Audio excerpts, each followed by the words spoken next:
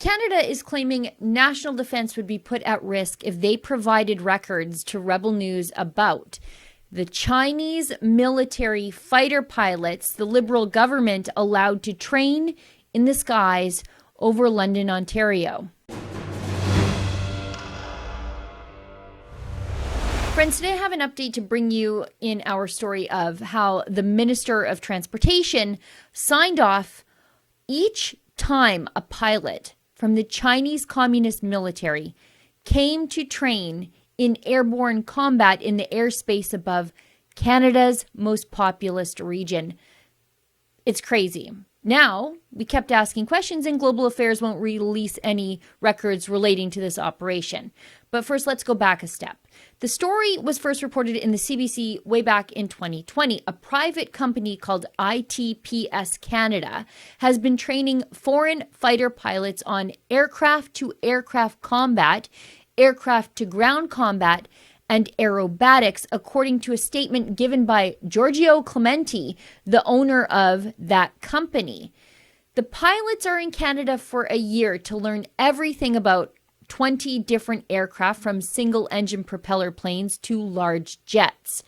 According to the CBC article, clients have included the Italian, Turkish, Malaysian, and Chinese air forces. Shocking, I know.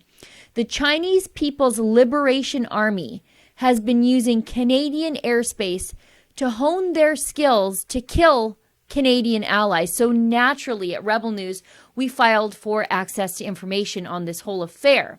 And the exclusive documents we got back through that access to information request detailed that Transport Minister Marc Garneau was specifically informed of each time a Chinese fighter pilot was training at this private training facility in London.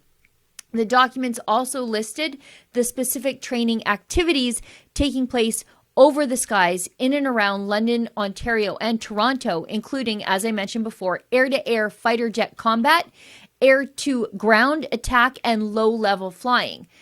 Now, there was clearly so much more to the story that we started sending even more access to information requests into the federal government for more information. We sent it into other agencies that would also have to sign off on the transportation of enemy fighters into Canada to train in Canadian facilities and in Canadian airspace to fight our allies. These are sentences I never thought I would ever say. We filed with Global Affairs because they would have documents relating to just who exactly they were letting into the country and what they were coming into the country for. Now, we knew that they wouldn't release the names of the pilots. However, we didn't really want the names anyway. We wanted the number of Chinese fighter pilots and their rank. Their rank would do just fine to give us the exact scope of the threat level to Canadian sovereignty. Here's what we asked Global Affairs for. We asked them to provide copies of any documents, including memos, briefing notes, reports, emails, correspondence, etc., regarding ITPS Canada in London, Ontario, and flight training for the Chinese and other air forces since January 1st, 2015, and as reported here. And then we linked back to the original CBC article that just mentioned the Chinese military as a throwaway line halfway down the article. Now, here's what we got back from Global Affairs. We regret to inform you that the records you requested are all withheld pursuant to Section 15.1 Defense, 15.1 International, and 21.1A of the Act, and therefore cannot be released to you. You may find details of the exemptions invoked at the following website, and then they link back to the Access to Information website. Now, for clarity, here are the exact exemptions the government is using to withhold the information.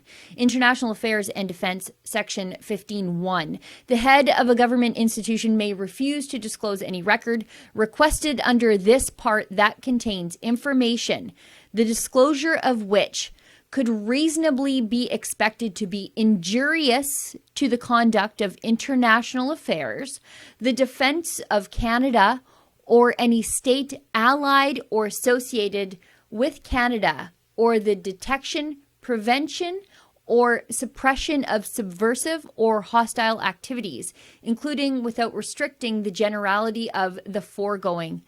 Any such information also pertaining to military tactics and quantity and capability of weapons, as well as their characteristics. Also, Section 21.1 reads that the head of a government institution may refuse to disclose any record requested under this part that contains a advice or recommendations developed by or for a government institution or a minister of the crown. So that's cabinet and ministerial confidentiality that the government's claiming. They're denying us, Canadian journalists, the information we're legally entitled to through access to information as both Canadian citizens, but also as Canadian journalists. And they're doing this in the interest of protecting whom? The Chinese military and I guess the federal cabinet from scrutiny for allowing them here. We are going to keep looking for this information. But by the Liberal government denying us access to these documents, it's like handing us another bill. It's going to take a lot of effort, a lot of appeals, and a lot of time. And of course, that costs a lot of money. If you'd like to help us continue investigating how the Canadian government signed off on Chinese fighter pilots training over Canada's most populated area in air-to-air combat, please donate today at Rebel Investigates. For Rebel News, I'm Sheila Gunn Reid. If you'd like to help us first get access to the documents about Chinese fighter pilots that the government is now withholding from us, but also after the fact, help us research these documents, please donate today at rebelinvestigates.com.